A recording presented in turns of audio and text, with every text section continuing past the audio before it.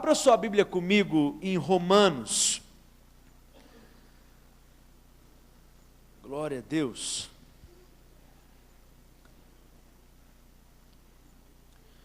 Vamos fazer a leitura do livro de Romanos, no capítulo 4, a partir do versículo 3.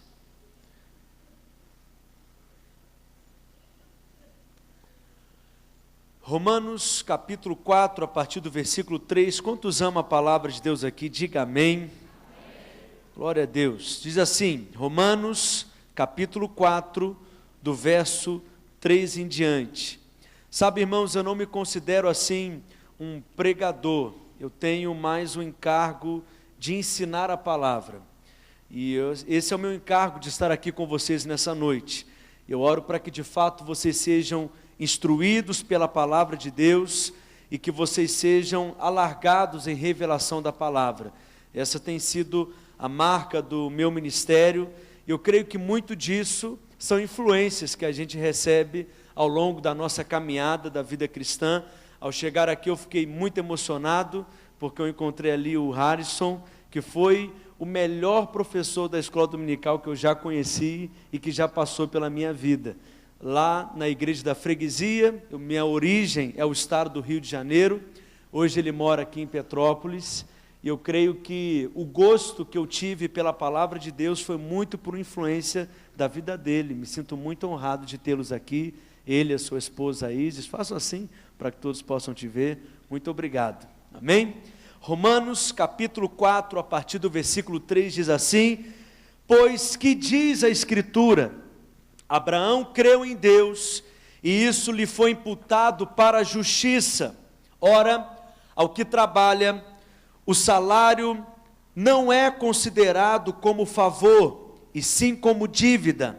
Mas ao que não trabalha, porém crê naquele que justifica o ímpio, a sua fé lhe é atribuída como justiça. Curve sua cabeça, feche os seus olhos, vamos orar mais uma vez. Pai, nós amamos a Tua palavra. Estamos aqui nessa noite com o nosso coração aberto, a nossa mente alerta, para receber desse alimento que tem poder para nos edificar, nos fortalecer. E nós oramos para que a Tua palavra nessa noite seja liberada com vida, com graça, com poder, com unção, e que cada semente da Tua palavra que será lançada, que venha encontrar bons solos e corações receptivos. Nós te pedimos, conceda-nos espírito de sabedoria e de revelação. Ilumina os olhos do nosso coração, do nosso entendimento, alarga a nossa compreensão, remova todo o véu, toda a cegueira dos nossos olhos, e que verdadeiramente possamos nessa noite crescer em revelação da Tua palavra, da Tua vontade para as nossas vidas.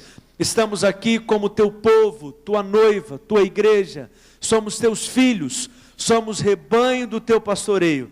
E nessa noite nós queremos nos assentar aos Teus pés e nos alimentar de Ti e nos alimentar do pão que sai da Tua boca. Em nome de Jesus, diga amém. Esse texto de Romanos fala a respeito de trabalhadores. E nós somos trabalhadores. Na verdade, cada crente é um trabalhador, um ajudador, um cooperador de Deus. Nesse ano, nós estamos celebrando 500 anos da Reforma, e 500 anos em que essa verdade foi restaurada na igreja.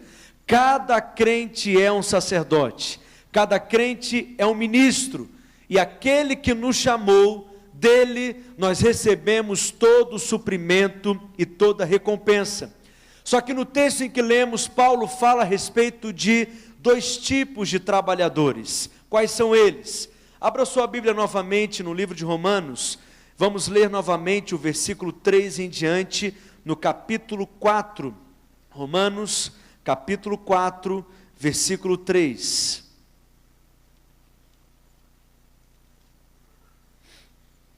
Diz assim: pois que diz a Escritura, Abraão creu em Deus, e isso lhe foi imputado para justiça. Ou seja, uma justiça foi atribuída a ele, uma justiça que não era dele, mas o texto diz que Abraão recebeu unicamente porque ele creu, e porque ele creu, ele foi declarado justo. O verso 4 diz: ora, ao que trabalha, o salário não é considerado como favor, ou como um presente, mas como uma dívida. Diga comigo, para quem trabalha, diga mais forte, diga, para quem trabalha, o salário não é favor. Diga, o salário não é presente. Diga, o salário é uma dívida, porque ele trabalhou, portanto o salário que ele recebe, depois de ter trabalhado, não é um favor que está sendo feito a ele, mas é uma dívida que está sendo paga. Acompanhe comigo novamente o verso 5 que diz: ora, aliás, mas ao que não trabalha, porém crê naquele que justifica o ímpio, a sua fé lhe é atribuída como justiça. E esse é Abraão, que o texto está dizendo que ele creu, e porque ele creu, uma justiça foi colocada sobre ele. Mas Abraão creu em quê? Diz o apóstolo Paulo, que Abraão creu que Deus paga o salário mesmo para aquele que não merece. Abraão creu que Deus é aquele que justifica o ímpio. Então nós temos aqui dois tipos de trabalhadores, amém? Será que eu consigo 2 voluntários aqui, 2 homens corajosos?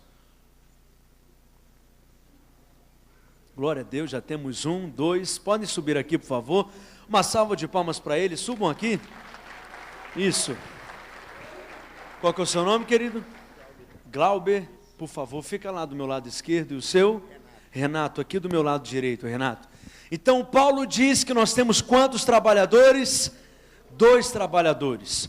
Por um lado, nós temos um trabalhador diligente, comprometido com o seu serviço. O Renato é aquele trabalhador que chega no horário, cumpre com todas as suas obrigações, faz tudo o que deve ser feito, cumpre as suas obrigações com excelência. É aquele trabalhador que todo gestor, todo empresário gostaria de ter na sua organização. E depois de ter trabalhado, o Renato, ele chega no dia do pagamento, com a mão estendida para receber o salário. E o patrão, obviamente, paga o salário inteiro para ele. Mas preste atenção, o salário que o Renato recebe não é um favor que está sendo feito a ele, não é um presente que está sendo dado a ele, mas é uma dívida que está sendo paga. Ele trabalhou, portanto agora ele merece receber o pagamento do salário. Quantos estão aqui comigo?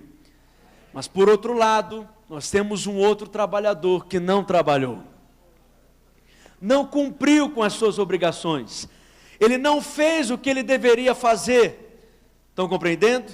Não chegava no horário, não fazia as obrigações com diligência, mas mesmo assim, apesar de não ter trabalhado, no dia do pagamento, com a cara larga, com a mão estendida, ele entra na fila para receber. E aí o patrão pergunta para ele: o que você veio fazer aqui? Ele responde: eu vim receber. Mas o patrão responde: mas você não trabalhou. Ele diz: eu não trabalhei, mas eu sei que você é um patrão que é bom, que é generoso, que abençoa os seus empregados.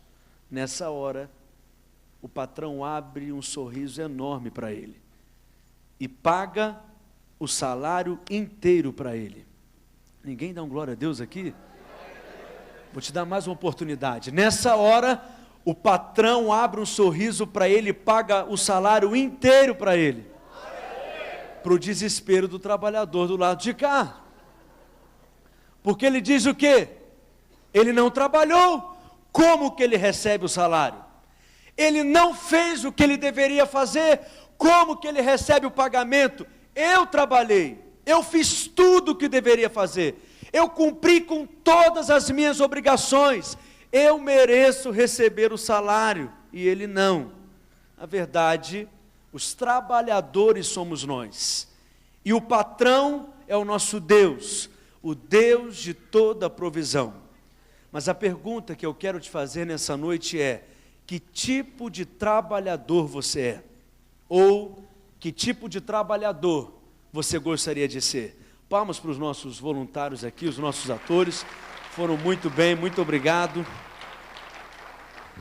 Na verdade, a terminologia bíblica para definir esses dois tipos de trabalhadores são duas palavras. Diga comigo: graça e lei. Diga mais forte, diga graça e lei. Tanto o livro de Romanos como o livro de Gálatas, Paulo ensina que há dois princípios de vida somente. Existem aqueles que vivem pela graça e existem aqueles que vivem pelas obras da lei. O primeiro trabalhador é aquele trabalhador que, por ter trabalhado, ele espera receber o salário. É aquele trabalhador que, por ter cumprido com todas as suas obrigações e ter feito tudo o que ele deveria fazer, ele espera receber o pagamento. Mas o pagamento que ele recebe não é um presente que está sendo dado a ele, não é um favor que está sendo feito a ele, mas é uma dívida que está sendo paga. Esse é aquele trabalhador que vive pela lei. Quem é aquele que anda pela lei? O que a Bíblia fala a respeito daqueles que vivem debaixo do padrão da lei? Lei é sinônimo de mérito próprio. Lei é sinônimo de merecimento. Lei é sinônimo das suas obras tentando comprar as bênçãos de Deus. Ele trabalhou e, por ter trabalhado, ele acha que merece receber o salário. Portanto, esse primeiro trabalhador aponta para o crente, para o líder, para o ministro, para o pastor, que apesar de estar vivendo na nova aliança, na dispensação da graça, ainda vive a sua vida com base no padrão da lei. Mas por outro lado, Paulo fala de um outro trabalhador, que mesmo sem ter trabalhado, ou seja, mesmo sem merecer, ele entra na fila no dia do pagamento com a mão estendida para receber o salário. Portanto, é aquele que vive debaixo da graça de Deus. Qual que é a diferença entre lei e graça? A lei exige justiça, mas a graça concede justiça. A lei é aquilo que eu faço com o intuito de ser abençoado por Deus. A graça é o que Deus já fez em Cristo para que hoje eu pudesse ser abençoado. Amém? A lei depende do homem. Segundo a lei, tudo depende do homem. E se o homem não fizer por merecer, ele não poderá ser abençoado. Mas a graça é confiar que tudo depende de Deus e da sua graça já estendida e já derramada sobre nós. Viver sobre a graça é confiar que tudo depende de Cristo e não depende de nós. Há uma diferença fundamental entre lei e graça. A definição teológica da palavra graça é favor imerecido. Diga comigo, favor imerecido. Vamos falar mais uma vez, diga favor imerecido. Essa é a graça. É aquele que recebe mesmo sem merecer. E o que é a lei? A lei, obviamente, é o favor merecido. Ou seja, trabalhou, vai ganhar o salário. Não trabalhou, mas crê no Deus que justifica o ímpio, vai receber o salário do mesmo jeito. O que você prefere? A lei ou a graça?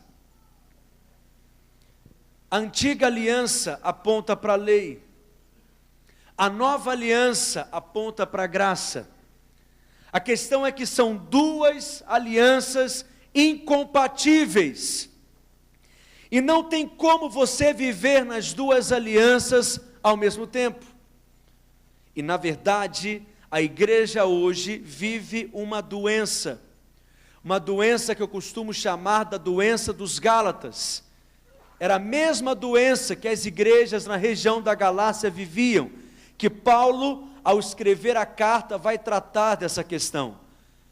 quando nós queremos equilibrar a graça com a lei, ou quando nós achamos que a obra de Cristo não foi suficiente e queremos acrescentar algumas coisas na obra de Cristo no Calvário. Portanto, aqueles que vivem na nova aliança, na dispensação da graça, na dispensação do Espírito, mas ainda caminham com base nos princípios da lei, sofrem dessa doença. O problema é que muitos hoje pregam a lei da antiga aliança, e muitos pastores, líderes, ministros, mesmo sem perceber, vivem a vida com base nos princípios da lei, e o resultado disso é uma vida cristã cheia de fardo, cheia de peso, cheia de culpa e de condenação. Na verdade, o que eu estou dizendo aqui não é pregar contra o Antigo Testamento. Eu sou professor de Velho Testamento, mas o que eu quero te dizer é que sempre devemos enxergar o Antigo Testamento apontando para Cristo. Sempre devemos enxergar o Antigo Testamento de forma cristocêntrica. Toda a Bíblia é a palavra de Deus, mas Cristo é o centro de todas as coisas. Posso ouvir um amém? Cristo no Antigo Testamento é a sombra, mas no Novo nós pregamos a realidade, a obra consumada de Cristo na cruz. Mas a questão é que o princípio da antiga aliança, em Deuteronômio capítulo 28, diz: se atentamente ouvires a voz do Senhor teu Deus, tendo cuidado de guardar tudo aquilo que foi escrito no livro da lei, somente então virão e te alcançarão todas essas bênçãos. A bênção na antiga aliança não era para quem queria ser abençoado. A bênção na antiga aliança era somente para quem obedecia a lei. Isso significa, pastor, que nós não precisamos obedecer mais? É claro que não. Nós devemos obedecer, mas nós não vivemos mais com base no merecimento, na meritocracia, no merecimento da lei. Preste atenção. O problema é quando trazemos para a vida da igreja o mesmo padrão do Velho Testamento. E como eu disse, muitos pastores, líderes, crentes, vão assimilando esse padrão e vivem debaixo dele, e vivem uma vida cristã baseada no mérito. Ele acha que ele só vai receber um grande ministério se ele receber, se ele merecer. Ele acha que ele só terá uma grande igreja se ele merecer. Tem líderes de célula aqui? Levante sua mão, por favor. Ele acha que ele só terá uma grande célula. Cadê vocês, líderes de célula? Ele acha que a sua célula só vai multiplicar se ele merecer. Aí o que ele pensa? Posso fazer um raio-x espiritual aqui. Naquele dia que ele não ora o tanto que ele acha que ele deveria orar, naquele dia que ele acha que ele não cumpriu com todas as suas obrigações, ele acorda pensando assim: hoje eu não orei o tanto que eu deveria orar. Nessa semana eu fiz um propósito de eu acordar cedo e orar todos os dias, 6 horas da manhã. Na segunda ele não conseguiu. Na terça-feira ele não conseguiu de novo. Na quarta-feira ele até acordou pela manhã para orar, mas já tinha passado das 8. E quando ele se ajoelhou para orar, Deus disse para ele: nem adianta ajoelhar, crente safado. Já passou das 6, não te escuto mais. Aí ele chega na célula para ministrar e pega o estudo que ele nem estudou direito na semana. E eu pergunto para você: qual será a postura desse líder ao chegar na célula para ministrar? Na hora que ele pisa na casa do anfitrião, o diabo lembra ele na hora. Lembra ou não lembra? Eu sei o que você fez no verão passado, não é assim que ele faz? O que o diabo diz? Você disse que ia orar e não orou. Você disse que ia jejuar e não jejuou. Hoje vai ser o maior vexame da sua vida. Será que esse líder chega na célula com espírito de fé e de ousadia? Ou ele já chega na célula encurvado, com a cara amassada, porque o diabo, o acusador, lembra a ele que ele não fez tudo aquilo que ele deveria fazer? Essa é a atitude de muitos crentes. Na verdade, essa é a atitude de muitos líderes. A liderança para muitos é algo angustiante. Eu vou te dizer, a vida cristã para muitos é algo angustiante. Por quê? Porque ele vive com um sentimento constante de insuficiência. Ele vive pensando, eu não orei o suficiente, eu não jejuei o suficiente, eu não conheço a Bíblia o suficiente, eu não sou santo o suficiente, eu não sou espiritual o suficiente, eu não sou um bom marido o suficiente, uma boa esposa o suficiente, eu não sou um bom líder o suficiente, o tempo inteiro se sentindo em dívida. E de fato ele vive com a alma cansada. Por quê? Porque ele nunca acha que fez o suficiente. Mas de vez em quando esse líder consegue orar a semana inteira. Consegue ou não consegue? De vez em quando ele consegue jejuar a semana inteira, sim ou não? Faz um propósito de oração, de jejum, de meditação na palavra, a semana inteira ele consegue cumprir o seu propósito. Aí o que ele diz? Qual que é a postura desse líder? Hoje eu posso ministrar na célula. Essa semana eu posso pregar na célula. Na verdade, nessa semana, Deus pode até colocar um endemoniado na minha frente. Estou pronto. Por quê? Porque ele é como esse primeiro trabalhador. Ele trabalhou, cumpriu com as obrigações. Agora ele espera receber o pagamento. Qual que é o pagamento dele? Uma reunião de célula abençoada. Uma ministração abençoada, porque ele é como aquele primeiro trabalhador, que vive com base na lei. Mas não sei se é com você. Comigo, no dia que eu acho que vai dar tudo certo, até o horóscopo está alinhado, estou brincando, parece que não é aquilo tudo. Talvez você assim até combina com a sua esposa, nem vão brigar essa semana hoje, em nome de Jesus, que eu fui convidado para ministrar na célula, eu quero que seja uma bênção. Mas naquele dia que você acha que está tudo certinho, não tem nada de errado, parece que a reunião não é aquilo tudo. Mas no dia que você não se sente digno, acha que não merece estar ali, parece que é o dia que Deus te usa mais. Sabe por quê? Porque dessa bênção você não tem aonde se gloriar, porque a obra é dele, é ele que faz através de você, e se a obra é dele, a glória pertence a ele também.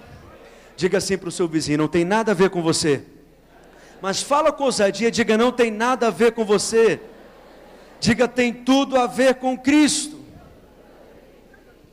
Essa é a questão, essa era a doença dos Gálatas. Paulo diz que eles rejeitaram a graça, e ao rejeitar a graça, no capítulo 5, Paulo diz que eles se desligaram de Cristo. Olha que coisa séria. Cristo é a fonte, Cristo é o reservatório, amém? Cristo é a fonte de todo o suprimento, de toda a provisão. Aqueles que rejeitam a graça, se desligam dele, é como se estivessem fechando a torneira da água, do suprimento, da fonte, da provisão. Ou seja, é aquele crente que continua conectado com Cristo, no sentido de crer nele, de crer na obra de Cristo, mas não desfruta de nenhum benefício, porque é como a eletricidade que foi interrompida. Isso é ser desligado de Cristo, porque decaíram da graça. Essa é uma acusação séria que Paulo está fazendo, mas a questão é que esse assunto é tão relevante para os dias de hoje, é que a maioria dos crentes vivem a mesma doença. Muitos crentes estão desligados de Cristo, no sentido prático da palavra, porque disseram que creem em Cristo, mas não desfrutam do suprimento completo. Por quê, pastor? Porque não vivem debaixo da graça de Deus, não vivem debaixo do favor de Deus, vivem debaixo da lei o tempo inteiro, e por isso vivem com constante sentimento de culpa, de vergonha, de condenação, porque de fato saíram do lugar do favor, e vivem a vida cristã na força do braço. Tudo que ele conquista é conquistado na força do braço. Tudo que ele tem é com base no seu mérito. Gálatas capítulo 5, verso 4, você pode ler comigo.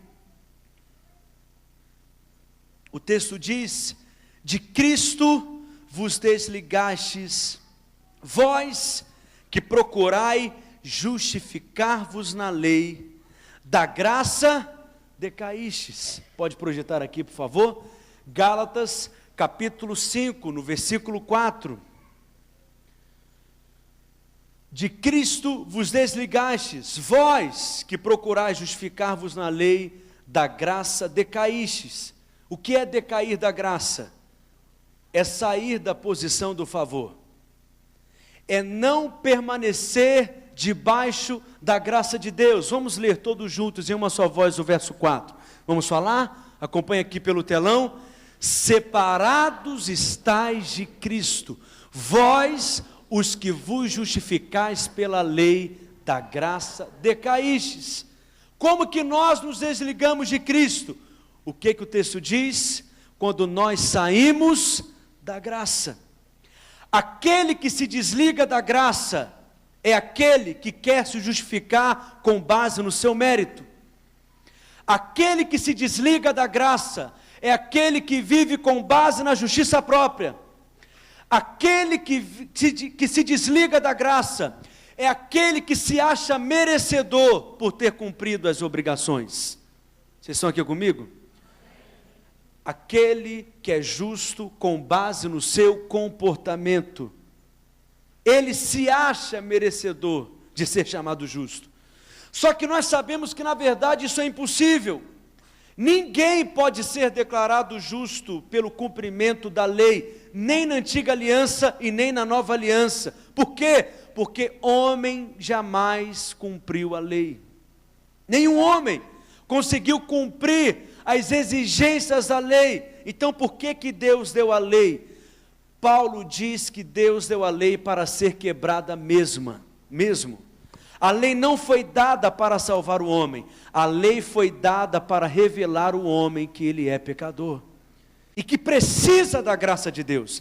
Na verdade, a lei foi dada para que o homem clamasse pela graça. Posso ouvir um amém? Romanos capítulo 11, verso 6 diz assim: e se é pela graça, já não é pelas obras, do contrário, a graça já não é graça. Ou seja, para ser graça, não pode ser pelo merecimento.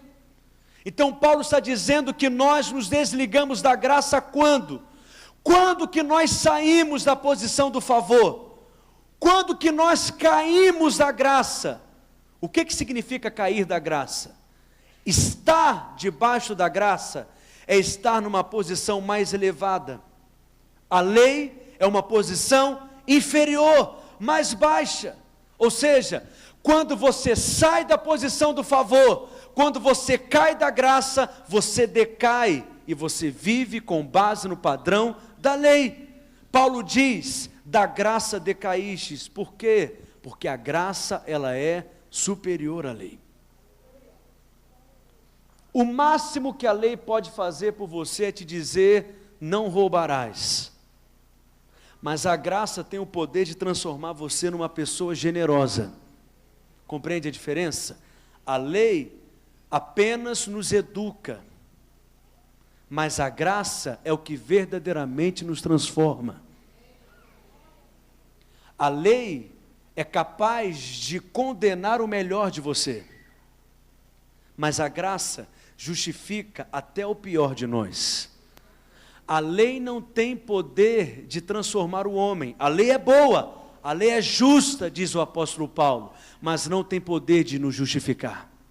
A lei é santa, mas não tem poder de nos santificar, somente a graça de Deus. Amém, queridos? Por que às vezes idolatramos certos pastores, certos líderes? Aquele ministro bem-sucedido, aquele pastor de uma mega igreja, aquele grande pregador, aquele ministro que é usado por Deus de forma sobrenatural. Vamos ser francos, o que você pensa? Ele é mais santo do que eu, ele é mais espiritual do que eu, o céu está rasgado sobre ele, ele é muito bom. Não é assim que nós pensamos? Porque todo aquele que vive com base na lei tem ídolos. Porque ele pensa que aquele pastor recebeu um pagamento tão grande, de um grande ministério, porque ele deve ter trabalhado muito, ele deve merecer demais.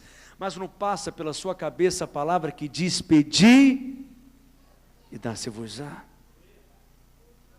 Fala para o seu vizinho: pedi e dá-se-vos-á.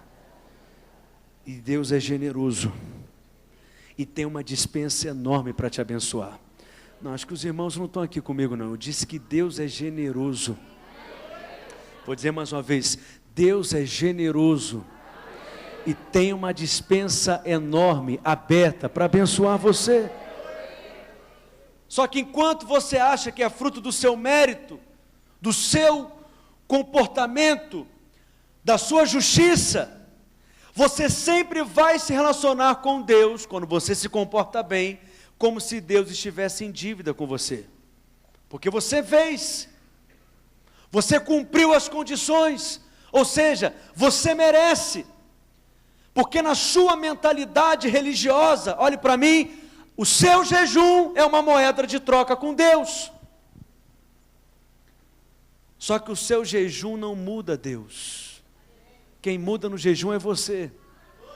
Deus continua sendo o mesmo antes e o mesmo depois do seu jejum. Só que nós jejuamos como se nós estivéssemos fazendo uma queda de braço com Deus. Deus, na verdade, não quer te dar. E aí você insiste com Ele, colocando Deus contra a parede no jejum. Você sofre, porque crente religioso pensa que Deus gosta de ver o crente sofrendo. É assim ou não é assim? Fala a verdade. Nós duvidamos que Deus é bom. Quando alguém vira para você e fala assim: estou vivendo pela fé, o que você pensa? Está passando fome, miserável. Não é assim? Porque viver pela fé, não é, Guto? É a maior furada. Porque nós não queremos depender de Deus. Depender de Deus é a maior fria que existe. Quando a gente escuta assim: fulano de tal foi enviado como missionário, a igreja enviou pela fé. O que vem na nossa cabeça? Que igreja irresponsável é essa que envia alguém pela fé? Ou quando você vai no médico, o médico faz lá um diagnóstico e diz para você: agora só Deus. O que você pensa? Morri. Deus me ama. Deus me quer perto dele. Por que você pensa assim? Porque você no fundo duvida da bondade de Deus. Mas eu vim te dizer nessa noite algo simples. Talvez você pense que é coisa de novo convertido, mas o que eu vim te dizer é uma verdade que você nunca pode esquecer. Isso é saúde espiritual para a sua vida cristã. Deus é bom, e Ele quer te abençoar profundamente. Então o seu jejum não é uma moeda de troca, porque Ele já quer te dar, Ele já quer te abençoar. A sua vida de oração não pode ser uma moeda de troca, porque senão ela será sinal de mérito para você, e não desfrute. Por isso que tem gente que quanto mais ora, pior fica. Porque ele se acha muito bom depois de ter orado. Se acha tão bom, essa irmã que ora tanto, que ela acha que pode sair do quarto dela de oração, apontando o dedo para o marido e acusando ele, porque ele não é aquilo que ela achava que ele deveria ser. Você deveria sair do quarto de oração mais humilde. Quando você reconhece a grandeza de Deus, a glória de Deus e aquilo que nós não temos e somos, e reconhecemos que dependemos dele completamente. Quantos estão aqui comigo nessa noite? Então a oração não é uma espécie de moeda, porque senão você vai precisar definir quanto tempo de oração vale cada bênção. Eu quero que uma pessoa se converta na minha célula. 1 hora por dia de oração é o suficiente. Agora eu quero 15 pessoas na minha célula. Quanto tempo você vai ter que orar? Vai ter que orar até cuspir o cano da boca. Vai ter que jejuar até cair para trás. Porque na sua mente, as disciplinas espirituais é uma espécie de moeda de troca com Deus. Você não pode trocar a bênção, porque é só uma forma de ser abençoado: pela graça, mediante a fé. Só que a lei abençoa quem merece. A graça abençoa quem não merece. Como assim, pastor? Essa é a graça do Novo Testamento. Quem não merece é que vai ser abençoado. Mas pastor, se você pregar isso, ensinar isso, vai estimular os irmãos a viverem uma vida torta. Vai estimular os irmãos a viverem no erro, no pecado. Preste atenção, não vai. Porque aquele que experimenta da graça de Deus será tão atraído pelo Senhor que permitirá que o Espírito transforme a sua vida em todas as áreas. Porque aquele que sabe que é amado por Deus vai tentar corresponder com esse amor de todas as formas. Mas aquele crente que não se sente amado é o crente que mais peca, porque ele acha que Deus já abriu mão dele. Por isso que uma igreja, quanto mais legalista ela é, mais pecado tem naquela igreja. Acredite em mim, todo legalista tem um pecado escondido. Mas quanto mais uma igreja experimenta da graça de Deus, mais essa igreja vive em santidade. Porque só há vitória sobre o pecado quando nós desfrutamos da graça e do favor de Deus. A vitória sobre o pecado não é conquistada na força do braço. A vitória sobre o pecado é recebida pela graça, mediante a fé. Amém? Então o que você precisa saber hoje é que você é amado. O problema é que você pensa que Deus não te ama, ou que Deus ama mais a outros do que ama você. Você até prega para os outros, Jesus te ama, vem para o Evangelho. Mas sabe por que talvez a sua pregação não tem surtido tanto efeito assim? Porque você mesmo não sabe que é amado. Você fala com a boca, mas a incredulidade vaza pelos olhos. E o incrédulo mesmo vê e percebe em você que você não é alguém que vive como alguém que sabe que é amado pelo Pai. Pediu tanto aquela bênção não veio. Fez tudo o que precisava fazer e não aconteceu. O pastor disse numa jornada de jejum, 40 dias. Você fez 40 dias certinho, no jejum, pão e água. E aquele outro que converteu ontem, está molhado com a água do batismo ainda, chegou depois de você na igreja, e já está lá na frente, rompendo, explodindo. O que você pensa? Espera aí, Deus faz acepção de pessoas. Eu estou aqui trabalhando nessa igreja há quanto tempo? E não chegou minha vez ainda. Aquele outro chegou ontem, e já está lá liderando. Sabe qual que é o problema? É que você só pede aquilo que você acha que merece. Deus já queria te abençoar muito mais, Deus já queria te dar muito mais, mas você só está em fé para pedir aquilo que você acha que é merecedor. Aquele que confia na graça de Deus, tem fé para pedir coisas que ele nunca teve coragem de pedir antes, porque ele entendeu que não tem nada a ver com ele, tem tudo a ver com Cristo. Amém, queridos?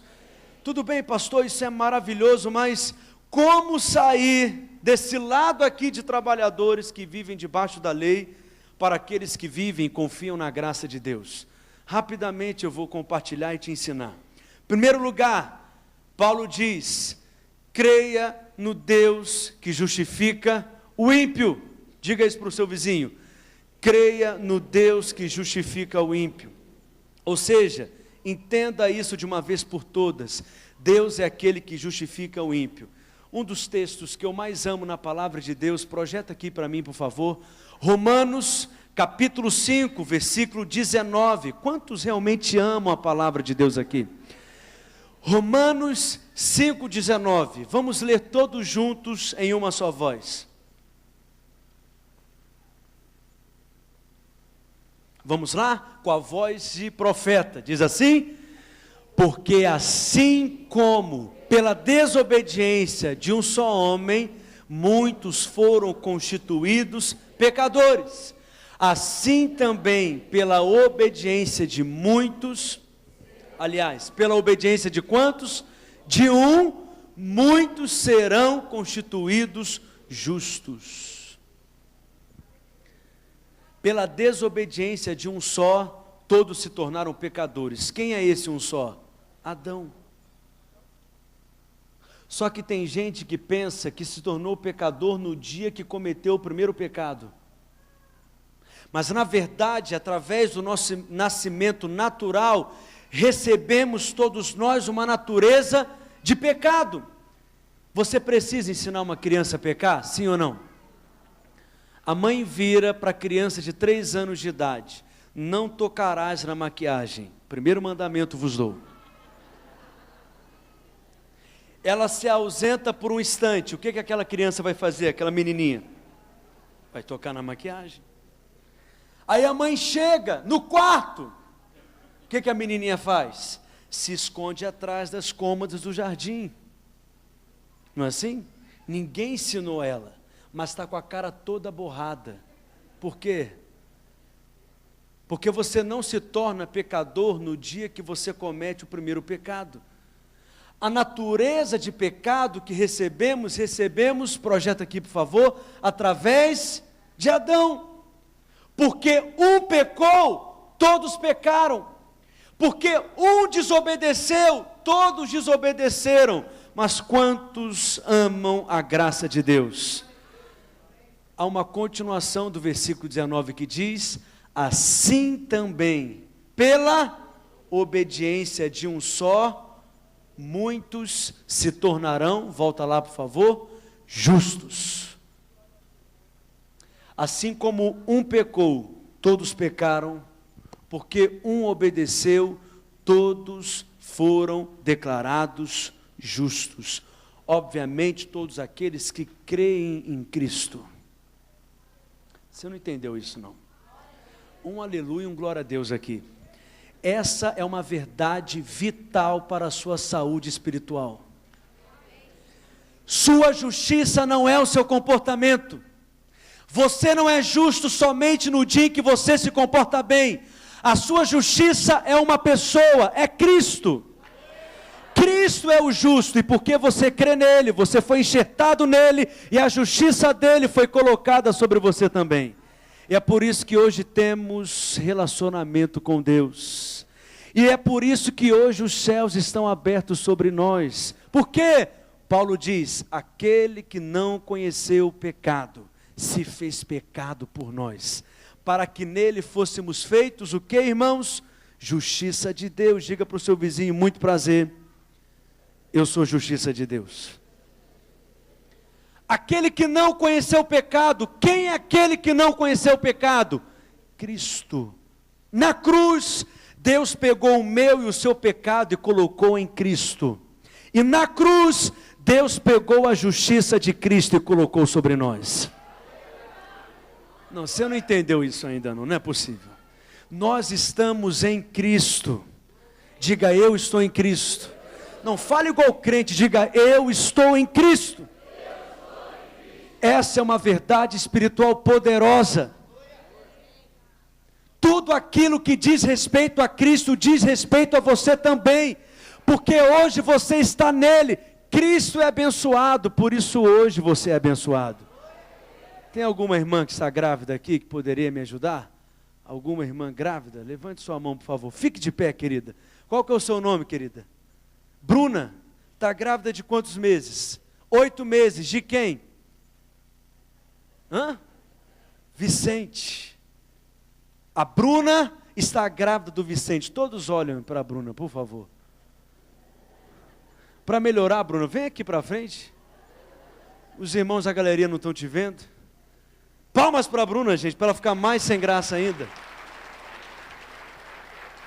A Bruna está grávida há 8 meses de quem? Do Vicente. Quantos estão vendo o Vicente aqui? Você não está vendo. Mas o Vicente é uma realidade nela.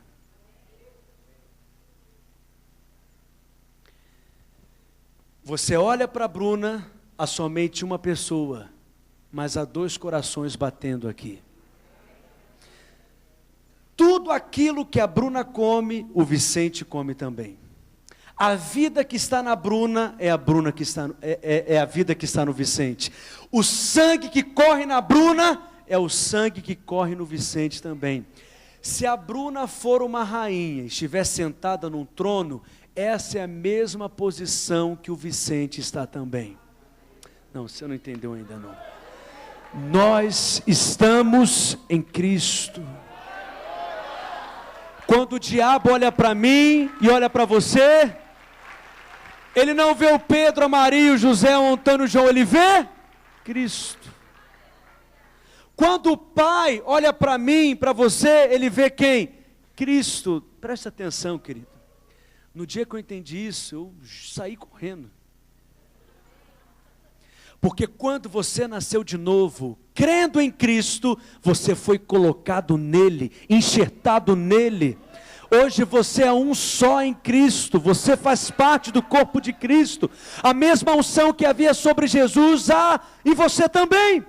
A mesma vida, a mesma natureza, a mesma autoridade, o mesmo revestimento, o mesmo Espírito está sobre você. Porque você está em Cristo.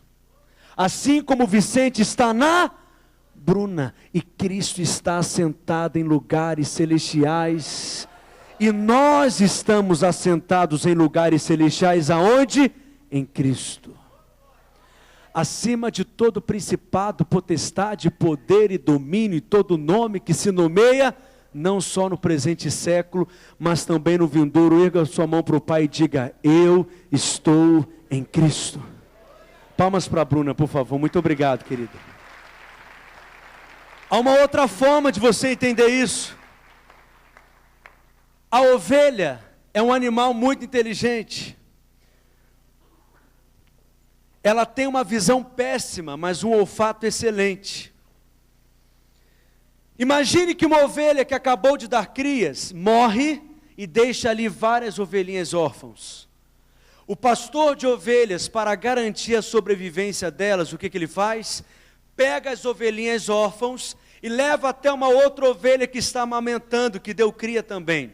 Só que essa mamãe ovelha vai cheirá-los, não vai sentir o cheiro dos seus filhotes legítimos e vai rejeitá-los. Só que o pastor de ovelhas é mais esperto do que ela.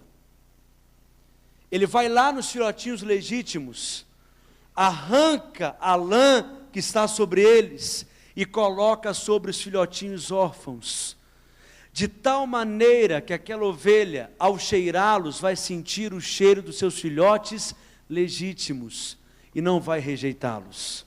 Quem pegou aí? Foi exatamente isso que o Pai fez conosco. Na cruz, o Cordeiro de Deus foi morto. Toda a lã dele foi arrancada, seu sangue foi aplicado sobre nós, de tal maneira que quando você se aproxima diante do Pai hoje, você se aproxima em Cristo. Quando ele cheira você, ele sente o cheiro de Cristo, e é por isso que você ora no nome de Cristo.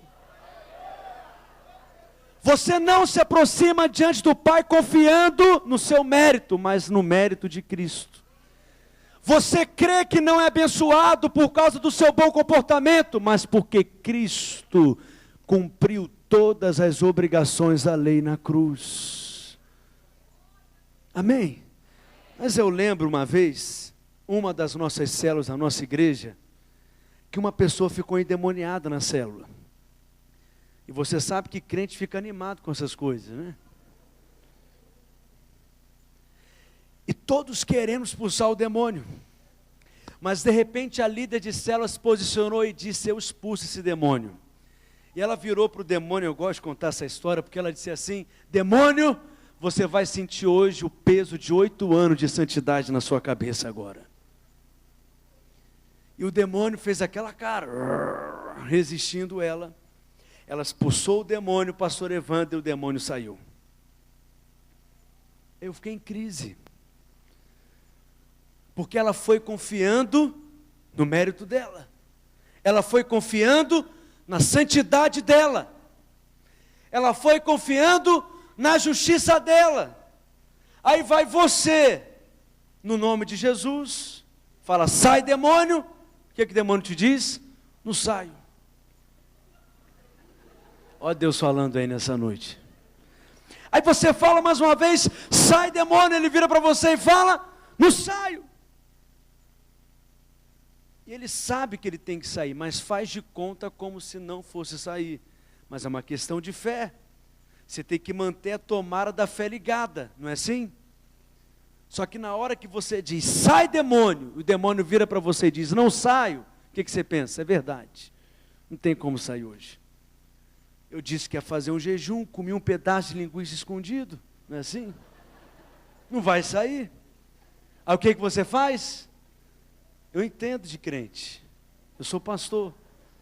Você deixa o demônio ali, vai para o seu quarto, se tranca e fala, só hoje, Senhor, tem misericórdia de mim, me honra, tem misericórdia de mim só hoje. E o diabo dá uma gargalhada de você.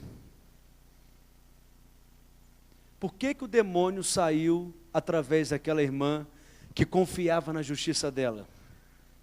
Saiu assim como sai em lugares que você não entende por que sai lá também.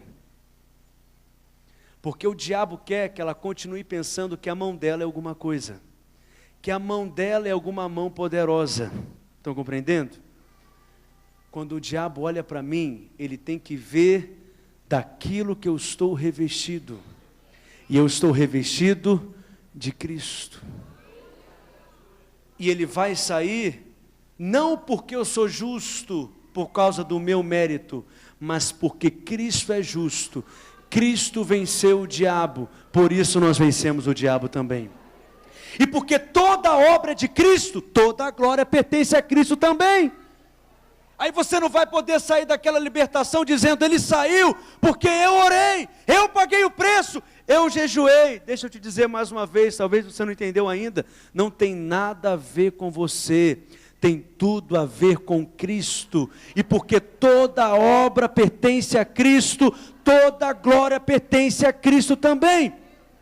E para a gente concluir, a segunda razão, ou segundo passo, melhor dizendo, ou princípio, para você que quer sair desse primeiro grupo de trabalhadores para o segundo grupo de trabalhadores, você precisa entender um princípio poderoso, você que está anotando.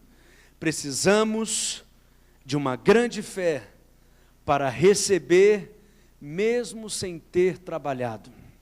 Diga isso para o seu vizinho. Você precisa de uma grande fé para receber, mesmo sem ter trabalhado. Mateus capítulo 8, projeta aqui para mim, por favor.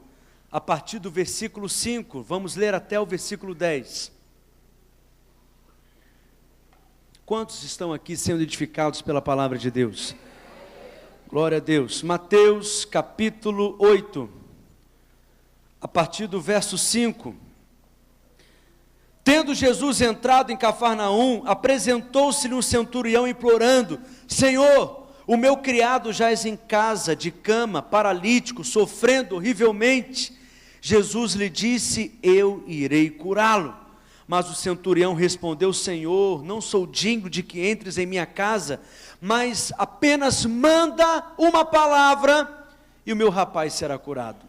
Pois também eu sou homem sujeito à autoridade, tenho soldados às minhas ordens, digo a este vai e ele vai, a outro vem e ele vem, e ao meu servo fazer isto e ele o faz. Vamos ler todos juntos o verso 10 aqui, bem forte. Jesus, ouvindo isso, admirou-se e disse, o que ele disse todos juntos? Em verdade vos digo que há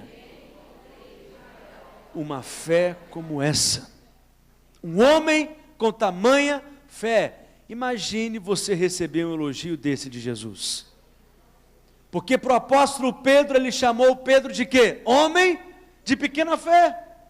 A respeito desse homem, ele está dizendo, nunca vi uma fé como a desse sujeito. E olha que Jesus já tinha encontrado com homens como João Batista, por exemplo, que ele disse que não tinha ninguém maior do que ele no reino. Mas preste atenção, esse homem aqui tinha uma fé maior ainda.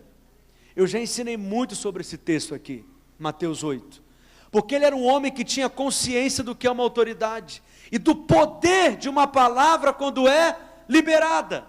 Mas olha um outro texto de Mateus capítulo 15, a partir do versículo 21, vamos ler até o verso 28, Mateus 15, 21 em diante.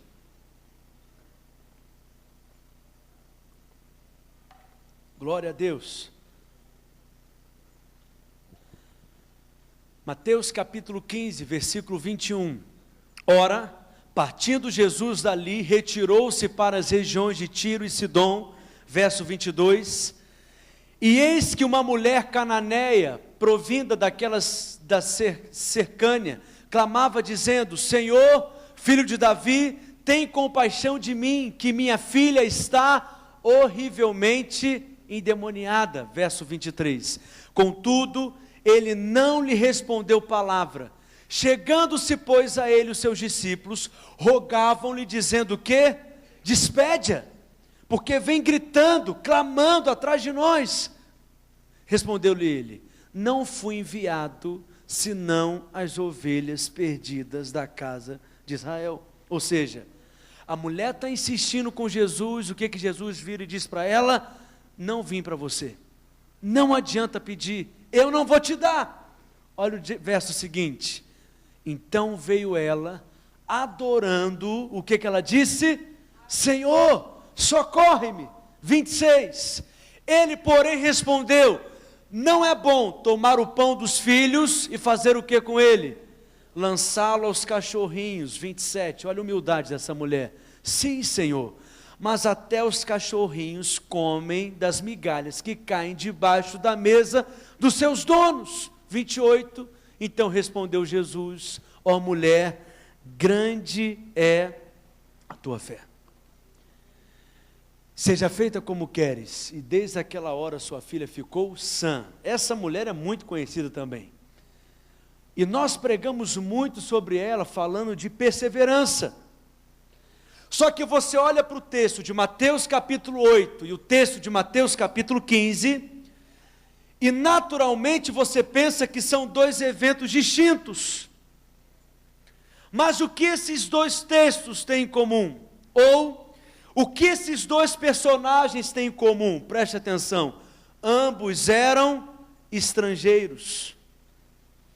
E Jesus, em Mateus 15, disse que naquele momento ele havia sido enviado somente para as ovelhas perdidas da casa de Israel. Portanto, esses dois personagens são o protótipo perfeito desse segundo trabalhador, que não trabalhou, não merece receber, mas mesmo assim entra na fila com a mão estendida para receber. E de fato a fé dessa mulher é uma fé espantosa. Porque uma coisa é o diabo virar na sua mente e te falar assim: nem adianta pedir, Ângela, Deus não vai te dar.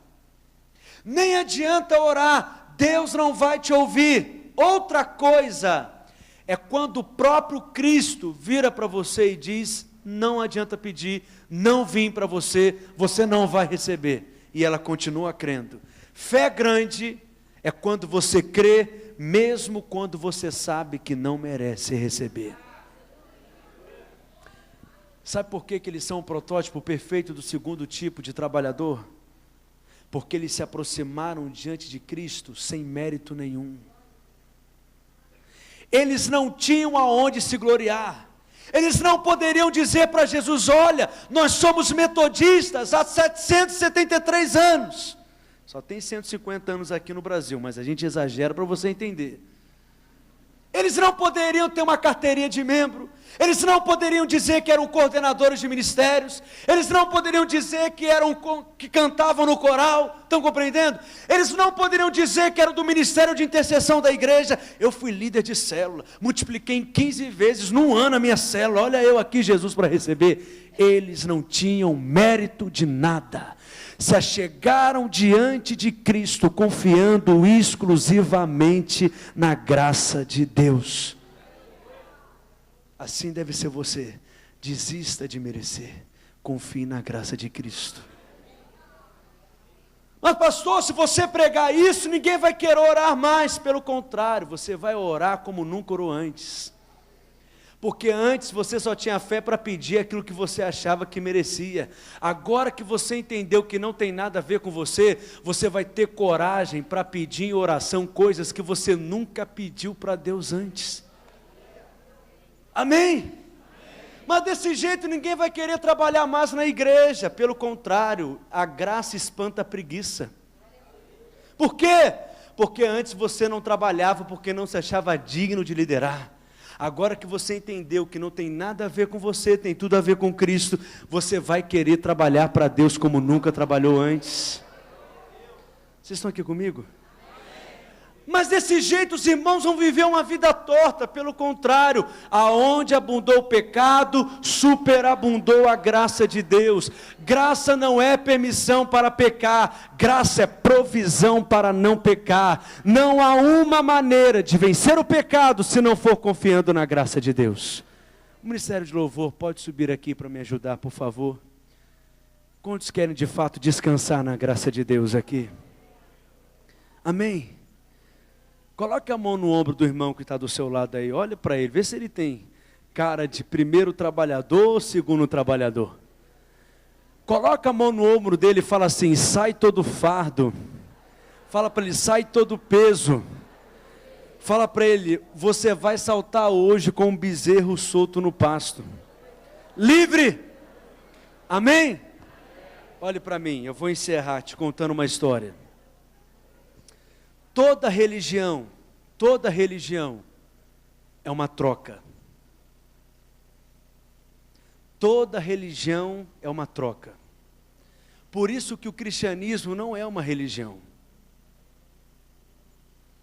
Quando um católico sobe a escadaria de uma igreja pagando uma promessa, o que ele está fazendo ali? Uma troca. Ele está dando para Deus sofrimento para receber uma bênção em troca, sim ou não? Quando você olha para um trabalho de macumba numa esquina, o que está sendo feito ali? Uma troca. A entidade pediu algumas coisas, e aquela pessoa entrega aquilo que a entidade pediu. Cadê o tecladista para me ajudar? Para que ela receba uma bênção em troca. Quando o muçulmano abarra uma bomba na cintura e vai explodir uma cidade, o que ele está fazendo? O que ele está fazendo? Uma troca. Ele quer receber 70 virgens em troca. E o crente? O crente religioso vive a mesma barganha. Ele quer ser abençoado, então ele dá o dízimo. Só que a bênção não chegou ainda. O que ele faz? Aumenta a moeda, dá 15%. Só que não chegou ainda. O que ele faz agora? Dá 50%. Mas ele ainda não recebeu. Aí o que ele entrega? O Isaac. Os crentes têm que ter centenas de Isaques, porque tudo é Isaac. Todo domingo tem que entregar um Isaac. Abraão tinha um só, mas nós temos que ter milhares. Aí nós fazemos a campanha dos 9 dias do azeite santo de Jericó. E só depois do 9º dia da campanha é que nós seremos abençoados. O que nós estamos fazendo? Uma troca. Acredite em mim, essa barganha também está na sua mente. Os povos primitivos viviam assim. Era seca. Eles queriam que viesse a chuva. O que eles faziam? Ofereciam algo para Deus. Um homem, um prisioneiro de guerra, ofereciam como sacrifício, mas se a chuva não vinha, o que eles faziam? Aumentavam a oferta. Pega então o camarada mais justo da nossa aldeia, oferece como oferta para Deus. Mas Deus está irado ainda, não enviou a chuva. Então pega a mulher virgem, mais pura entre nós, oferece para Deus. Só que nada consegue mudar isso, a chuva não veio. Pega então um bebê, oferece para Deus. Estão compreendendo? Era assim que as religiões primitivas funcionavam. E o problema é que por falta de revelação, vivemos com base na mesma barganha. É errado fazer jejum? Claro que não. Mas ao jejuar, não confie na sua justiça, confie na justiça de Cristo. É errado orar? Claro que não. Você precisa orar, é o seu oxigênio espiritual, mas ao orar, não se ache mais justo por ter orado, porque senão você é só mais um fariseu religioso. Confie inteiramente na justiça de Cristo. Eu quero encerrar te contando uma história. C.S. Lewis, você já ouviu falar? Escreveu as Crônicas de Nárnia. Ele foi certa vez convidado para participar de um simpósio de religiões comparadas. Um representante de cada segmento religioso estava ali para falar. E ele foi convidado para representar o cristianismo, para dizer o que o cristianismo tinha que contribuía com a humanidade, o que tinha de diferente das demais religiões. Aí ele diz: se eu afirmar que o cristianismo tem de diferente, é porque o cristianismo tem um ensino moral elevado, eu estou enganado, porque toda religião também tem. Se eu afirmar que é porque o cristianismo tem milagres, eu também estou enganado, porque toda religião tem milagres, só que custa caro, mas tem milagres. Se eu afirmar é porque Cristo morreu, Ele era um mártir, muitas religiões têm homens bons que morreram por causas nobres. Se eu afirmar que é porque Cristo ressuscitou, ele fala, também sou equivocado, porque amanhã ou depois, alguém pode dizer que um homem ressuscitou, e quem é que vai provar o contrário?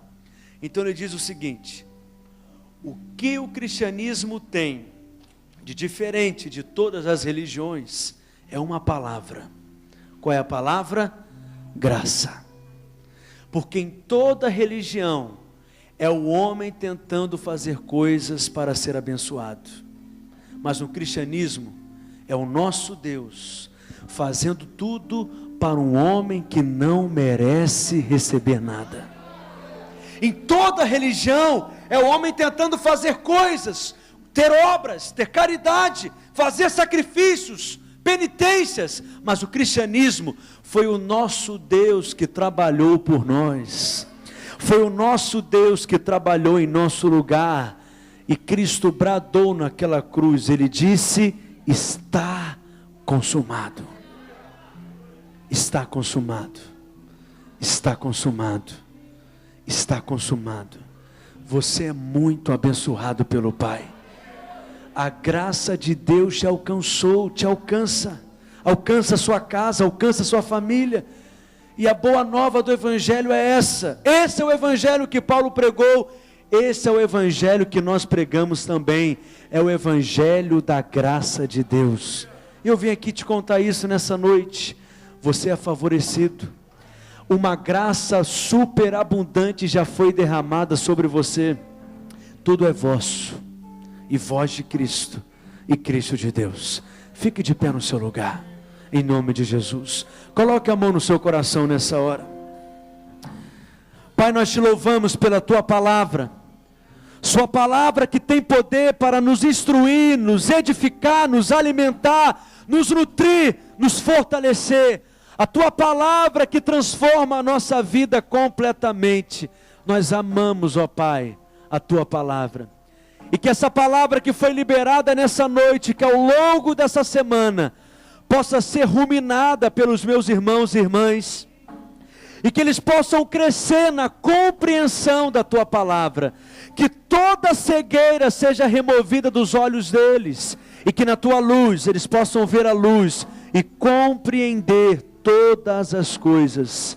Pai, e essa palavra de fato seja como vida no nosso coração, seja como fogo que nos incendeia, e seja como uma água que nos traz refrigério, que nos lava completamente. Erga sua mão para o Pai, querido. Abra os seus olhos, abra a sua boca também. Agradeça a Ele, ofereça a Ele ações de graças. Abra os seus lábios, agradeça a Ele pela sua abundante graça, que já foi derramada sobre nós. Seu imenso favor já foi derramado sobre nós, e hoje temos livre acesso à presença de Deus. Um novo e vivo caminho foi preparado para nós, pelo sangue de Jesus. Todo véu, toda barreira, toda separação já foi removida, e hoje podemos desfrutar da presença dEle com confiança, com ousadia, com intrepidez, com autoridade, com plena certeza de fé.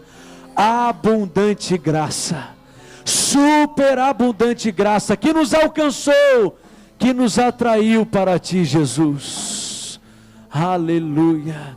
Você pode dar um abraço nesse irmão, nessa irmã que está do seu lado e dizer: você é favorecido, você é abençoado. Todos os dias viva debaixo dessa graça, em nome de Jesus. Deus te abençoe grandemente, queridos.